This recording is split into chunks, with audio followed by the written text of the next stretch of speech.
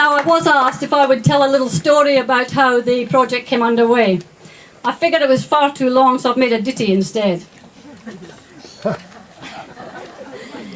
In outer Nakoo, where churches are few, and men who played tennis were scanty, along came young Roy, and when only a boy, with a racket and ball was quite handy. A champ was his aim, hard work brought his fame, and he never lost sight of winning the game. Way down the track, we all looked back, and we knew the time was well nigh to honour this boy, who is now a man, with a prize that would reach up really high. 'Twas Crancy the mayor who thought it was fair to make a mighty pledge. Little did he fear the offer was not near for a statue of such great cutting edge. Getting funds was the task, knowing what we needed and just who to ask. But hark, from the dark came a supporter, a helper, a friend. Peter by name, tennis trails his game. He arrived with such high acclaim. We got it all going and off did trot. Let's buy a statue is what I thought. At Laver Works we met the team, Mark and Jane. They loved our theme. They formed and clayed him and waxed him up good. They did their best like only they could. Next stop the foundry, Dean was at hand, blasting poor old Roy with water and sand. A spit and a polish, he's looking real good. And with all that hard work, he bloody well should. So here we have the statue standing upright and tall. All that is missing is that round yellow ball. It's now all done. We're so proud to say, congratulations everyone at BDTHA. Blackburn and District Tourism and Heritage. But it's over to you. Yeah, morning Roy and Joy, and welcome to Roy Emerson Way. It's been a long time coming, but well deserved. Such a great person like yourself and a great Australian sporting icon, so congratulations.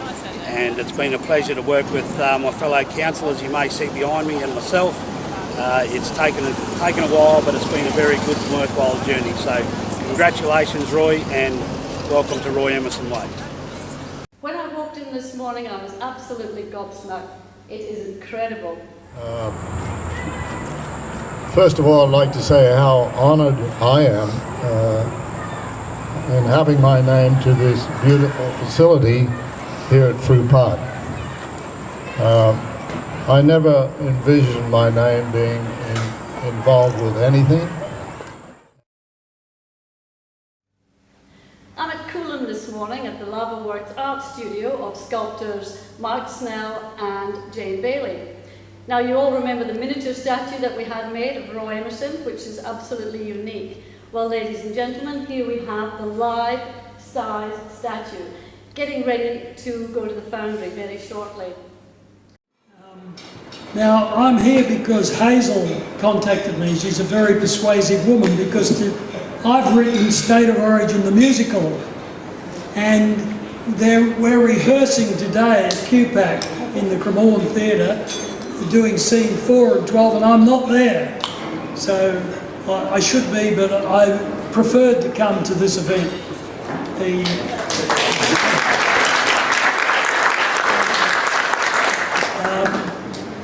Hazel told me to bring some books to sell, and I said, oh, I don't think I should bring. She said, I want to buy one, so bring some books.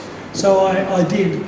Now, as Mal said, Roy was a great tennis champion, like Mal himself, and he said how athletic he was. Roy Emerson could do 300 kangaroo jumps, where you get on your haunches and jump in the air in a row. And an American tennis writer wrote that over his 165-pound, 6-foot frame, his skin was stretched like a bongo drum. It's a great honour and a pleasure to be here today on this very special occasion at this very special place. And it's particularly appropriate to be unveiling this flagpole on Australia Day and to fly the Australian flag and also to fly it here at the Roy Emerson Museum at Blackbutt. So I feel very privileged to be able to speak at the first time that the flag's been flown here. And can I echo the thanks that were expressed to all those who've arrange for the flagpole to be installed, for the Masonic Lodge, for the local businesses, for the Heritage Committee, to all the others who've actually been involved in the museum, in putting this together. It's a great asset for your community, and it's tremendous to acknowledge not only the history of the region, but also a very significant Australian, Roy Emerson. I'd like to tell some stories a little bit about Mal. We travelled together a lot when we were young, and he was my doubles partner for a number of years until he found someone better. But when we travelled overseas, we looked a little alike in those days. And when we hadn't seen people for 12 months, we had all the trouble in the world of people coming up to me saying, hello, Mal, how you going? And rather than embarrass them and say, no, I'm Roy, not Mal, and vice versa, Mal had the same problem. So we said, okay, while we're here at the US Open, whoever comes up, let's just let it be Mal. And so they'd come up and I'd talk, and I'm Mal, nice to see you. So Mal won the American Championships that year against Ashley Cooper. Well, actually it was against Dick Savard. No? Was Coop? Oh, you couldn't beat Dick?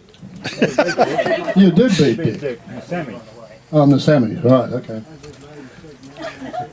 Yeah, so Mal was unseeded, beating Coop in the final, and they had a court next to the stadium, which was where people walked by after the matches were finished. And I was practicing on this court, and Mal, I didn't want to watch Mal, and Coop was pretty boring. So I needed some work on my game, and I'm practicing, and people are going by, and they started to stop, and then they asked me a question. Are you Mal Anderson? And I said, yeah. And they said, didn't you just win the United States Championship? Yes. And what are you doing out here? And I said, I wasn't satisfied with my game.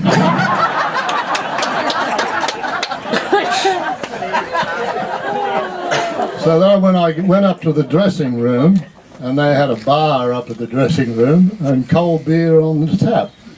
And everyone's congratulating me. Well done, Mal. Well done. Can I buy you a beer? So it wasn't until about 5 or 6 beers later that Mal came up after the press conference down in the stadium. So I was happy Mal won the championship. Now this is a player that should be recognised here in Queensland. Yeah. It's badly needed.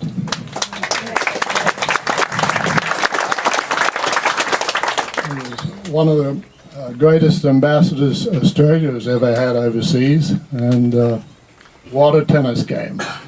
So we need to get Mal on the books. Badly needed. Yep, Mal's saying no. But it's true. So I think Rod Laver, Margaret Court, Ken Rosewall, the list goes on. Lou Hode, Rhonda and I went and stayed at Lou's tennis ranch over in Spain after the '92 Olympics, and we would never have had that entree.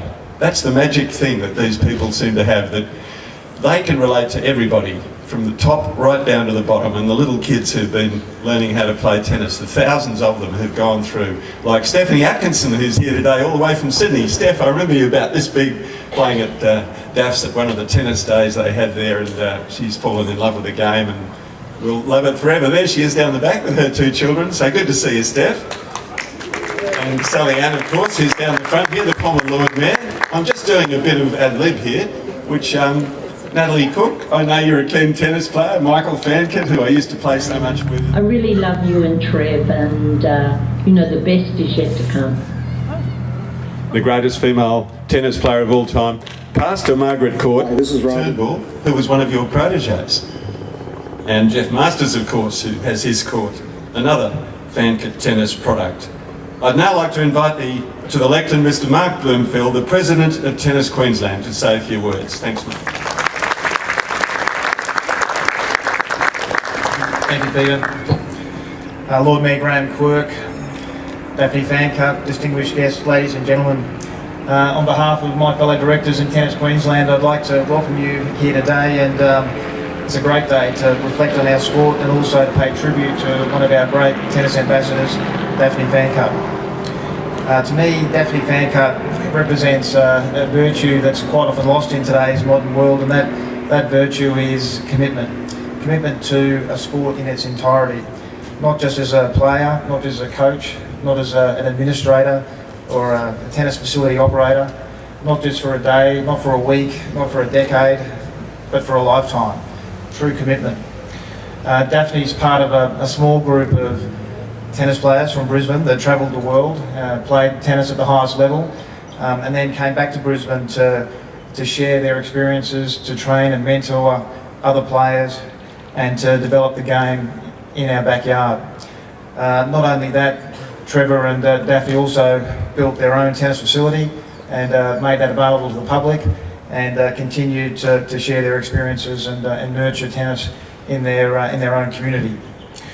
There are a few other people in that small group of players that did that, and I know some of them have been already mentioned. Ken and Barbara Laffey.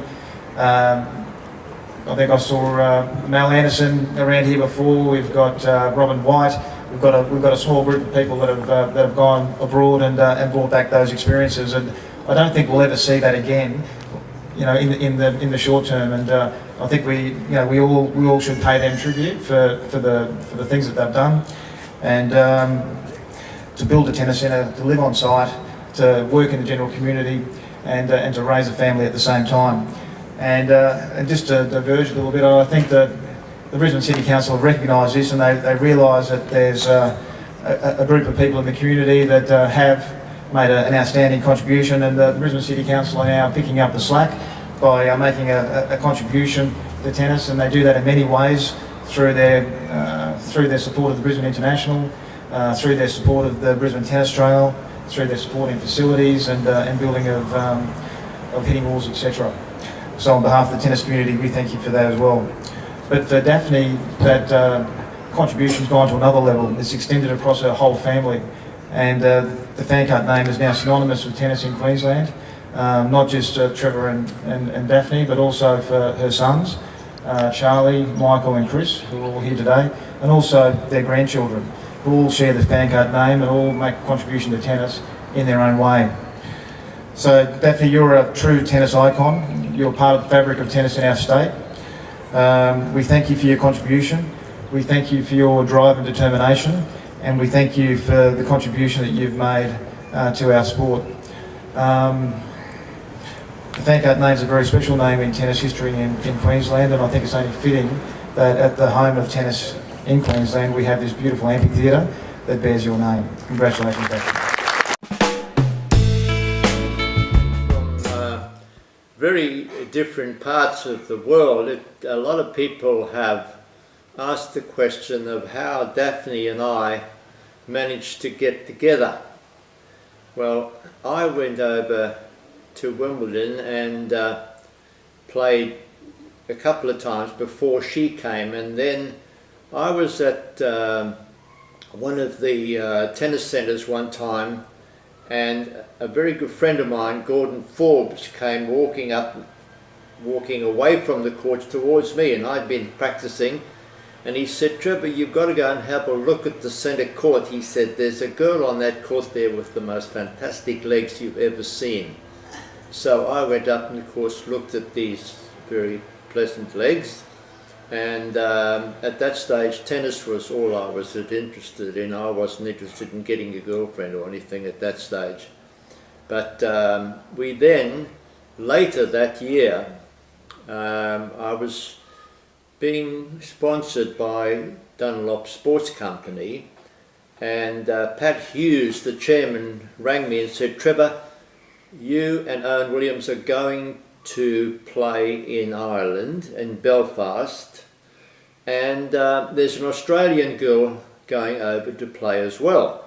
And you are to look after her.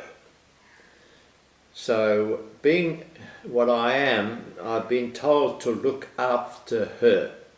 So we travelled there, and from that we became very friendly, and she was someone I really liked.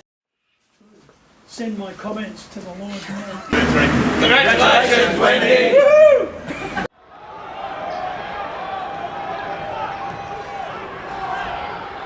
Hi, I'm Ken Laffey, President of Tennis Queensland, and I hope you're enjoying Fruit Park YouTube channel.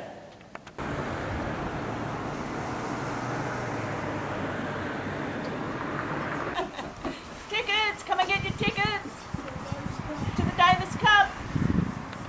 Hi, I'm Billy Lunn, and I hope you are enjoying these YouTube videos of the Great Milton Tennis Centre. Fruit Park rocks! A lot of people in Australia have forgotten about Frank Sedgman, and yet he was one of the most famous men in the world back at the beginning of the 50s because he was such a great tennis player. I really do love this photo. It's just so gorgeous. Baby's so innocent and Rod's so happy. It's lovely. One of the very special features of Brisbane, as I remember it, back in the 50s and the 60s, was the tram. One of the great things about the tram was you could always hear it coming, so you didn't miss it because you could hear it coming bang, bang, bang, bang, bang along the street.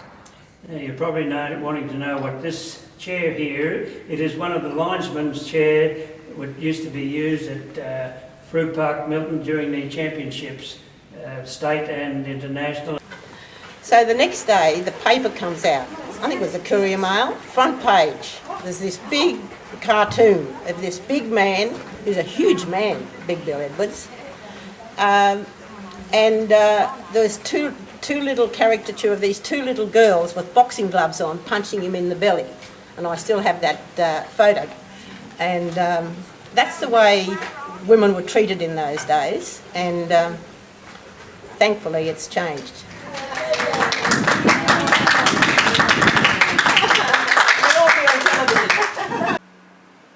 Hi, this is Jeff Masters, and I hope you're enjoying watching the Fruit Park YouTube channel. Good morning, everyone. My name's Ashley Cooper, and here at Brisbane International site at Tennyson is a shot of me playing in 1958. That's at the Fruit Park Tennis Centre. The Maruka tram, and when I lived at Annerley Junction, we used to catch the Maruka tram. It appears like only yesterday that we actually named the Roy Emerson Tennis Centre. That was a joke. I got it, mate. It's okay. We got it, Pete. Mark and Deputy Lord Mayor, first of all I'd like to say how honoured I am in having my name to this beautiful facility here at Fruit Park. I never envisioned my name being involved with anything, and to see this beautiful building and this whole area named after me is an incredible honour, and I'm actually lost for words, and thanking you all for those who are responsible for speak to Rod. But I just wanted to say a few things. Yesterday I opened the ceremony at the Roy Emerson Tennis Centre at Milton, and Peter's asked me today to close this ceremony, and as a tennis player and a tennis administrator, I'd just like to thank the state government for the investment that they've made in our sport, particularly the facility that we've got in front of us right now. It's a great way to showcase tennis to the world and showcase our city and state, and it's great that we can demonstrate that Brisbane's capable of hosting a world-class event year in, year out. As tennis administrators and planners and things like that, we're always forward-focused. We're always thinking about greater participation, greater facilities and things like that. And sometimes we forget to look behind us and celebrate our successes and the rich tennis heritage that we have. There's no greater tennis legend or greater tennis identity than the man standing behind me right now, and I think it's fitting to have this footbridge named after him, and it complements the naming of the Rod Laver, the Pat Rafter Arena, the Daphne Fancutt Amphitheatre, and also the Ken Fletcher Park. And to have Rod Laver's name now permanently enshrined in the tennis fabric of this precinct, I think is very, very nice. And I thank Rod for agreeing to do that, and I thank the state government for making that happen. Thank you very much.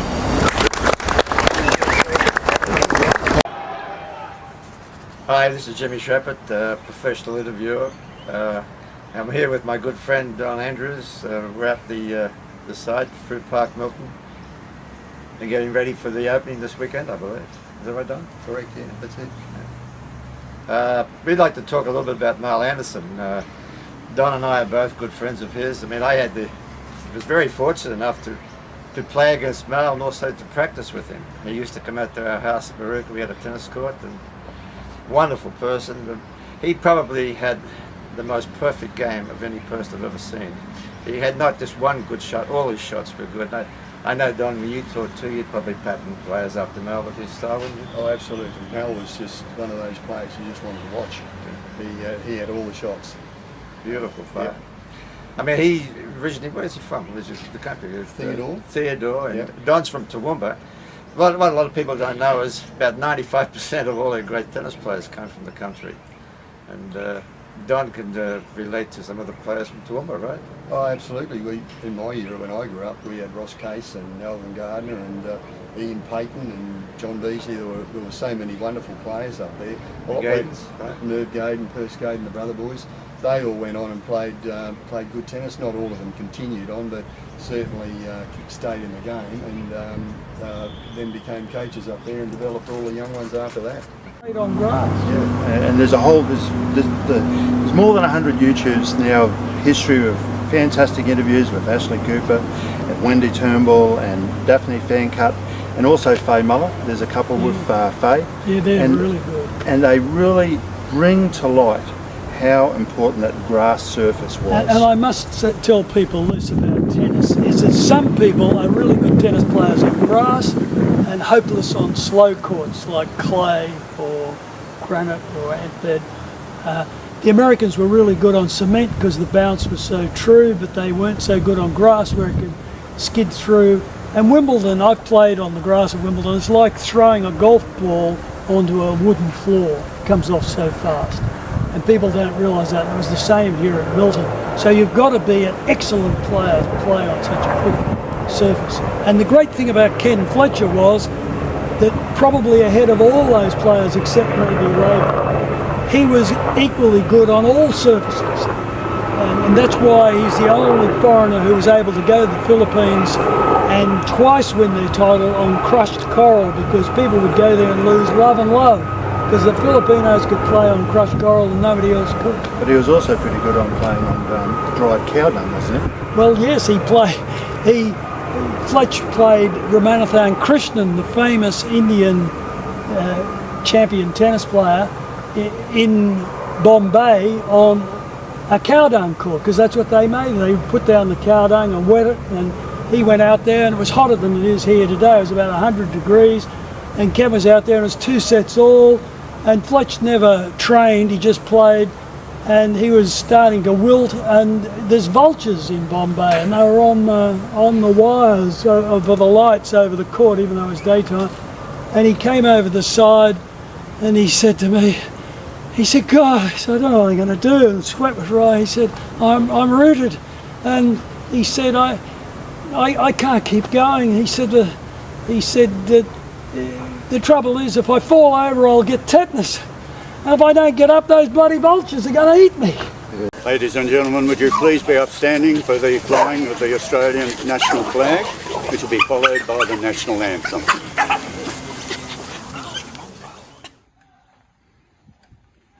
Home is good for sea, our land abounding nature's gifts of beauty rich and... So, one other thing. The Australian National Flag Association is a voluntary community group, but we commissioned a DVD about our flag, and I would like to present that to the museum. It's a great thing that tells the story of the flag, if you want further information, www.australianflag.net.au, but I'll have pleasure in giving this to the museum. Thank you. That got him into a bit of trouble. In those days, it wouldn't now. They won Grand Slam doubles titles together. They got to the Wimbledon final together. They played each other a lot, and usually Roy won, but I always savour the memory of the New South Wales Championship in 1962 when Fletch was down 2-1 against the fittest man in the world, Roy Emerson, and won in 5 sets, which was pretty amazing. And then Ken got to the final of the Australian a couple of months later without dropping a set. That's how good he could be if he applied himself, which he didn't necessarily. And they played each other at Wimbledon in 1965 when I was there. And Fletch had been, we went to Hong Kong. We'd been living in Hong Kong, going to nightclubs every night. He hadn't played on grass for 12 months, and he'd played the French and came over for Wimbledon, and Roy beat him at Queen's, love and love. So when they played each other on court number 2, no reporters came to watch because they thought this will be over in a hurry. And Roy won the first set 11-9, and Roy won the second set 6-4, and Fletch won the third set 6-3. And it was impossible to break Roy Emerson's serve on grass. But Fletch broke his serve to make it 6-all, to make it 7-6 in serving. And then Roy broke back, and Ken broke his serve again. He broke Roy's serve 3 times in a row, but each time Roy broke back, and Roy won 10-8 in the fourth. Because there were no tiebreakers then. What people have forgotten, and Mal would know, there were no chairs on the side of the court. There was no sitting down. When the umpire got in his stand at Wimbledon, he said, "Play shall be continuous." And Ken said he got into trouble there once because he walked over, it was a really hot day and it was 2 sets all and 20 all in the fifth, and he walked over and leaned on the wall. The umpire said, "Get off that wall." And Frank Sedgman told me he was involved in a long hot match and he sat on the stairs, the umpire's chair, and the umpire told him to get up. You know, you couldn't, as Fletch said, you couldn't call for a physio or a doctor or your hairdresser whenever you felt like it, like they do now as soon as they start to lose, and you couldn't go to the toilet. Ladies and gentlemen, Peter Racey here from Fruit Park YouTube channel. We're here today with tennis great Roy Emerson, who 2 years ago at this time of the year opened the Roy Emerson Tennis Centre at Fruit Park. And Roy, I know that you've been following the Brisbane Tennis Trail, and I was wondering if you could give us a little bit of your feedback as to someone who should be in the tennis trail but isn't currently. Well, Peter, that's an easy one. Mal Anderson from Queensland should have been definitely acknowledged for his tennis achievements a long time ago.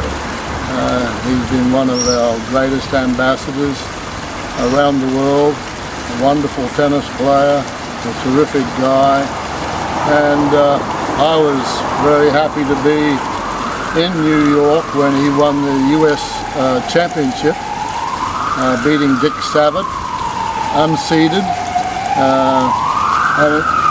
Mal is an ideal choice, and it's about time. So good morning again, Peter Racey here, Fruit Park YouTube channel. And in this particular one, we're going to talk about the Stefan racket, because that, going back to Milton, will be like a lightning rod of interest for the tennis community in the world, I suspect. And Mel, you've got a couple of stories to tell about Sir Robert Mathers and Stefan. Yes, well, with the big racket, a lot of people, Southerners say, "Oh, is the big racket still there, Stefan's racket?" And I said it was, yes, and but a bit of a story there. Well, Stefan's a pretty good gambler. He loves to gamble and he backs himself on a lot of things. And he got one day there, we were going, I think, into fights, and we met at Sir Bob Mathers' shoe shop, and anyway they got talking. He said, "Oh, I can beat you at tennis." One said to the other, "Oh, you can't, you know." So anyway, they got betting, and they decided then the loser would pay to a charity of their choice. And anyway, then Steve said, will you help me, coach? So we did that, and a couple of days there, it was just so hot that they should have quit, but that's how it started, and it's great to see, Peter, that you're finally getting that racket back there to Milton. Yeah, no, it'll be going up on a big concrete plinth, hopefully well lit at night time, and as I said, to me, it just was the icing on the cake. And there will be an announcement about naming of an important asset in Brisbane with Rod Laver, and the Rod Laver name and the Stefan racket linking the two precincts. It should just work a treat. And I'll just echo Hugh's previous comment. It has been an absolute joy this morning interviewing you, Mel, and there's a real great amount of information. And I know we're not quite finished yet, but I just thought I'd take this opportunity before Hugh kicks me off the set to say thank you so much. Peter, it's a pleasure, and I congratulate you on what you're doing. I think it's fantastic. Yes. Thank you.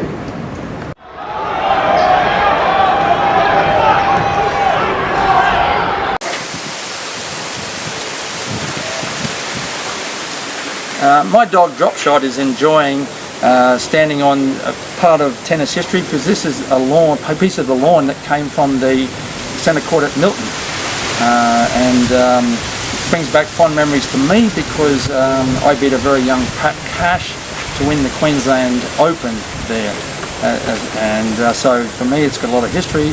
Mum also won the Queensland Open as well, so it's great that we've got the little patch of grass to stand on and dream about what used to be.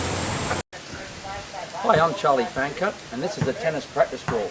The council has built many of these in the parks, and they hopefully build many more, and they're fantastic. Please use them, all you young players and older players.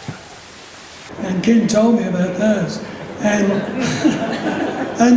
so they knew each other really well. But in my research, what I was amazed to find, now Blackbutt doesn't realise how famous it was. It is. The most famous tennis writer in the world was Bud Collins, and because of Roy Emerson, he flew to Sydney, flew to Brisbane, hired a car, drove to Blackbutt, said, where's Roy Emerson's dairy farm? Went out, found the dairy farm, and he said, the only thing left on the tennis court were the bottom of the two stumps, and he said they were like two ancient statues, and he collected some of the ant bed in a plastic bag and took it back to America. So that's how famous Roy Emerson is. And when I described the match where he and Fletch were battling it out, one of the tennis writers turned to me and said, there's nothing between them. I'm reading from the book now. In fact, these two champions were closer than everyone watching could have imagined. What no one realised, including Ken and Roy, was that both players had their roots firmly in Blackbutt.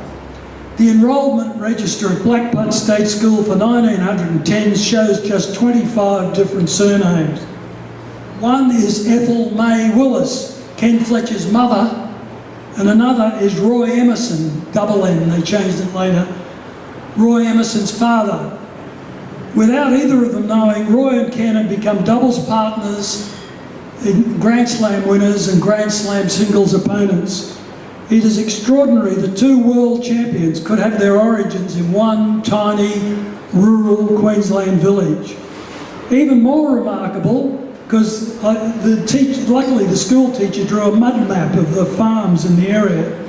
Only one property stood between the Willis and Emerson family homes, and later the Willises moved 11 miles to Moore. So I was very interested to look at Moore today. A very hard-working mayor who just about put his job on the line, I'd say, with Main Roads. And I'm just going to ask him now to unveil our little surprise.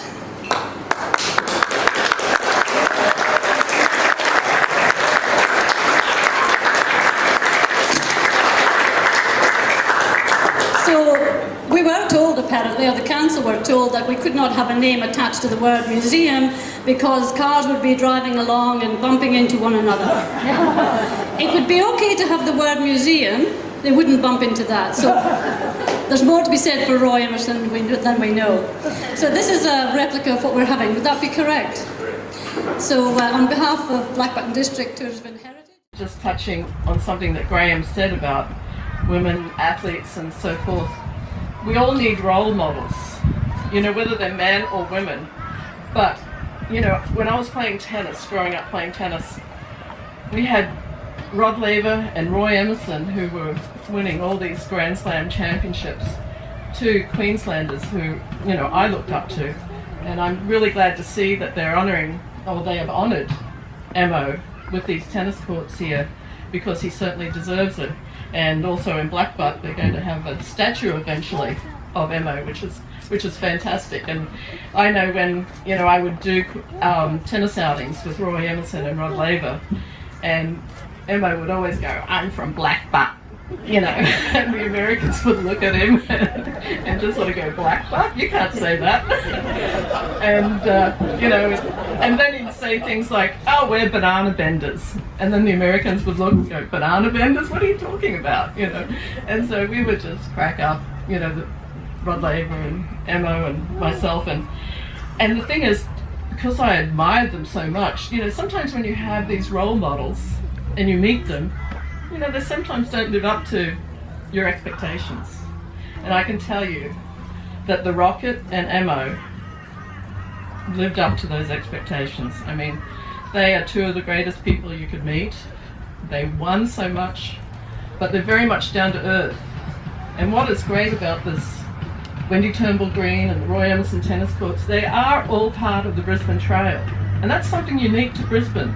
You're not going to find that in a lot of places. How many cities can say, we've got the Roy Emerson tennis courts, the Pat Rafter Arena, the Rod Laver Bridge, and then you're paying also tribute to all the women who came before me. My coach, Daphne Fancutt. That's the amphitheatre there. There's the Ken Fletcher Park at tennis. Okay, this morning here at Chalkers Foundry, we're about 30 seconds away from the port, so hang in there and wait for us. So what's that cooking in there? So that's the ceramic shell, that's what we're going to pour into. Okay. So that'll come out, put it down here. That's obviously Roy? Yeah, just also.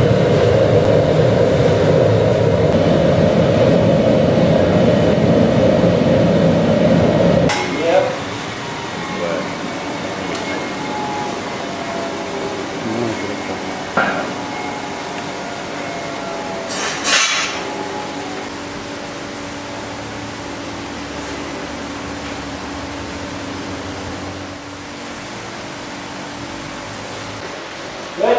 Yeah. That way. Oh, we're going back. Yeah. Watch the shell behind you.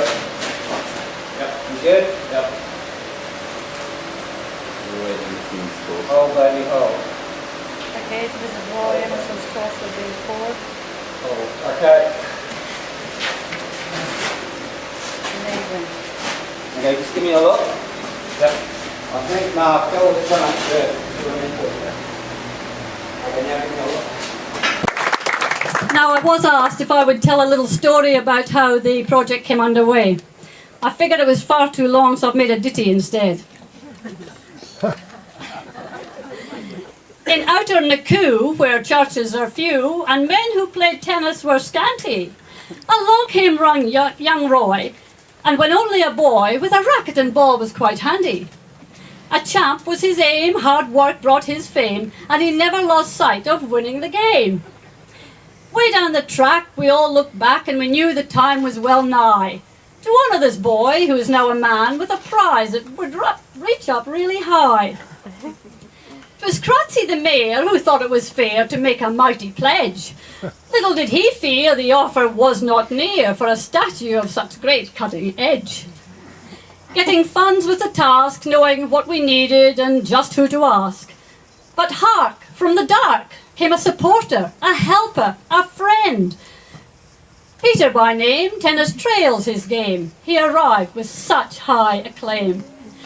We got it all going and off did trot. Let's buy a statue is what I thought. At Laver Works we met the team, Mark and Jane. They loved our theme. They formed and clayed him and waxed him up good. They did their best like only they could. Next stop the foundry, Dean was at hand, blasting poor old Roy with water and sand. A spit and a polish, he's looking real good. And with all that hard work, he bloody well should.